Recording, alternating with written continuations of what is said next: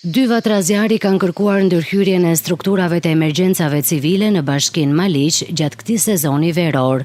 Vatrat janë regjistruar në fshatin Maliqo Parë dhe në Leminot, ndërsa për të dyja rastet dyshohet se zjarri mund të jetë shkaktuar qëllimisht dhe po punohet për identifikimin e autorëve.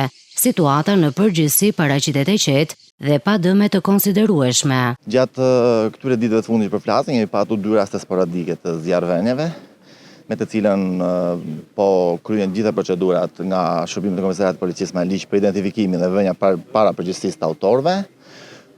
Fal koordinimit të shpejtë, mund të themi të strukturave të mbrojtjes civile në bashkinë e Maliqit, është arritur që të bëhet sinjalizimi në kohë dhe njoftimi në kohë i zjarrit dhe janë marrë gjitha masat ku në koordinim të plot me çdo lloj strukture që ne kemi në terren të organizuar për këtë qëllim është bërë fikja në kohë, mund të themi, rekord dhe pa pasoja të agravuara ose të mëtejshme të këtyre zjarrvënieve.